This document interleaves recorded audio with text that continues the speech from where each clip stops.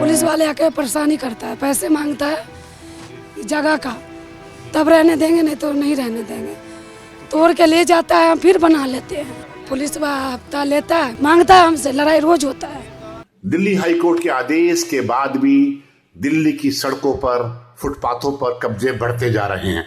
ये जो सीन आप देख रहे हैं डिस्ट्रिक्ट पारा कॉलोनी का, एक पोस्ट एरिया है, उसके बाहर इतनी बड़ी एक झुग्गी बनी हुई है। इस झुग्गी के साथ में बाथरूम है, बाथरूम के पीछे एक टॉयलेट है, उसके आगे ये दुकान करके बैठे हैं। एक ये महिला है जो पूरे परिवार के साथ यहाँ रहती है। और ये महिला आप देखिए, महिला इसके जो है 7 बच्चे हैं और इनके हस्बैंड जो हैं वो रिक्शा चलाते हैं। लेकिन इस महिला से सभी डरते हैं। एरिया का एसडीएम हो, पुलिस हो, एमसीडी हो, एरिया का एमएलए हो, निगम पार्षद हो, सभी तो इस महिला से घबराते हैं। जब तो दबंगई के साथ ये महिला यहाँ डटी हुई है। इस फुटपाथ के कारण ना जाने कितने एक्सीडेंट रोजाना रोड पर होते हैं, लेकिन किसी की हिम्मत नहीं है जो इस महिला को और इसके परिवार को यहाँ से हटा सके। जबकि जानकारी मिली है कि इस महिला का अपना एक घर है विजय विहार के अंदर, लेकिन विजय विहार में न रहकर ये जानबूझकर इस रोड पर रह रही है अपने बच्चों के साथ। ये महिला बहुत ही शातिर महिला है, क्योंकि जब भी कोई पुलिस वाला आता है, एमसीडी वाला आता है, या जैसी की जानकारी मिली है कोई व्यक्ति मोहल्ले का, एसोसिएशन का, आरडब्ल्यूए का, फेडरेशन का, इससे कहता है कि आप गंदगी ना फैलाओ, ये बेडरूम है इस महिला का, गंदगी ना फैलाओ, तो ये उससे लड़ पड़ती है।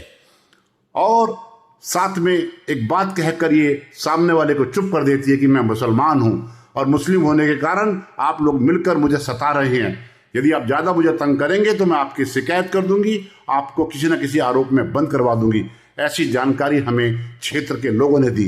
एक तरफ तिब्बतन हॉस्टल है, दूसरी तरफ फायर सर्विस का ऑफिस है, साथ ही रोहिणी कोर्ट है और वहाँ से 200 मीटर पर पुलिस चौकी है। ना जाने पुलिस की क्या मजबूरी है, एसडीएम की क्या मजबूरी है, एमसीडी की क्या मजबूरी है, एमएलए और जो निगम पार्षद है उनकी क्या मजबूरी है, जो इस रोड पर गंदगी को हटा नहीं रहे हैं। क्योंकि यहीं नहाते हैं, यहीं टॉयलेट जाते हैं, साथ के नाले में बुरा हाल है। जो सुबह पार्क में सैर करने आते हैं वो बदबू से परेशान हैं। लेकिन जो फेडरेशन है ग्रुप हाउसिंग सोसाइटी की, उनका कहना यह है कि हमने पुलिस को शिकायत करी, एसडीएम को शिकायत करी, पीडब्ल्यूडी को बोला, एमसीडी को बोला, जो क्षेत्र के निगम पार्षद है प्रवेश भाई उनको बोला, क्षेत्र के जो एमएलए है विजेंद्र गुप्ता उनको बोला, लेकिन हम आज तक कामयाब नहीं हुए इस इंक्रोचमेंट को हटाने में। इनके पीछे ऐसी कौन सी ताकत है, सुनिए ये महिला का क्या कहना है। 9 परिवार है, 9। अच्छा, 9 लोगों का परिवार है। हाँ जी। आपके जो शौहर हैं वो क्या करते हैं? वो रिक्शे चलाते हैं। तो कैसे पालन पोषण होता है? क्या चाय और इस सब? बस चाय बिस्कुट और बेचते हैं, गुटखा सिगरेट है बस। अच्छा, और रहने की क्या व्यवस्था? रहने का कोई व्यवस्था नहीं सर, हम यहीं पे रहते हैं। पढ़ाना लिखाना बच्चों के यहीं करते हैं। सबसे छोटा बच्चा कितनी उम्र का है? सबसे छोटा है 7 महीने का है।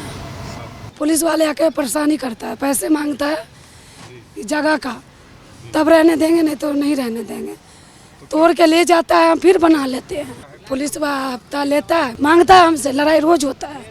यह पुलिस वाला प्रशांत विहार का यहाँ का है, बीट वाले है ये।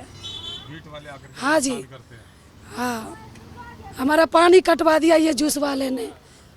इतनी साल से रह रहे हो सर, दुश्मनी से हमारा पानी कटवा दिया। 20,000 रुपया लगाया पानी में।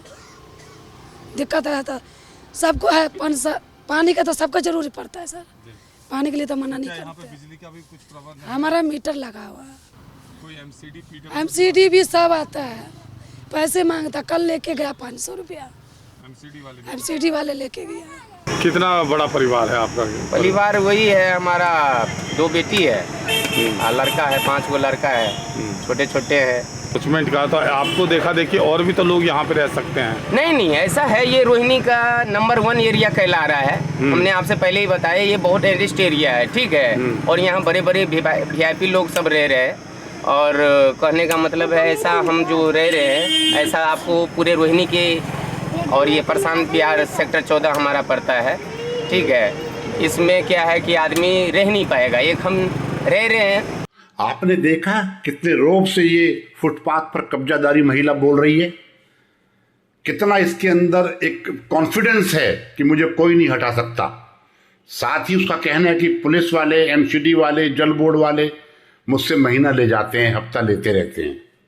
और उसके हस्बैंड का कहना क्या है कि हाँ मेरे 5 बच्चे हैं, 5 लड़के हैं, 2 लड़कियां हैं, 2 ये हैं, और मैं पोस्ट एरिया में रहता हूँ। जब हमारे पत्रकार ने पूछा कि आपके साथ साथ बाकी लोग भी रहने आएंगे, तो उसने कहा नहीं, मैं ही रहता हूँ यहाँ, मुझे मालूम है वीआईपी एरिया है। शर्मनाक बात यह है कि सारे जजेज इसी रोड से गुजरते हैं। रोहिणी की इतनी बड़ी कोर्ट है, सभी लोग यहाँ से गुजरते हैं, बड़े बड़े ऑफिसर्स यहाँ से गुजरते हैं। सामने ग्रुप हाउसिंग सोसाइटी है, बिल्कुल नज़दीक इससे 10 मीटर दूर है तिब्बतन हॉस्टल, जहाँ समय समय पर दलाई लामा जी आते रहते हैं। लेकिन ना जाने क्यों पुलिस की, एसडीएम की, पीडब्ल्यूडी की, एमसीडी की ऐसी क्या मजबूरी है कि इस कब्जाधारी महिला से डरते हैं, या शर्म करते हैं, या किसी का दबाव है, या फिर कुछ लेन देन होता है। क्योंकि एमएलए भी इस मामले में चुप है, निगम पार्षद भी चुप है, क्षेत्र की जनता परेशान है। पार्क में सैर करने वाले बदबू के मारे दुखी होते हैं, रोज रोज परेशान होते हैं, रोज रोज शिकायत करते हैं, लेकिन उनका सुनने वाला कोई नहीं। ये वीडियो हमने जनहित में डाली है उन लोगों के लिए जो ऐसे कब्जाधारियों से परेशान हैं। अधिक न बोलते हुए बस इतना ही, उम्मीद है कि वीडियो आपको पसंद आएगी। अधिक से अधिक इस वीडियो को शेयर करें, और उन भ्रष्ट अधिकारियों से भी अनुरोध है इस वीडियो को देखने के बाद जाग जाएं, जाग जाएं, जाग जाएं। धन्यवाद। जय हिंद, जय फौजी।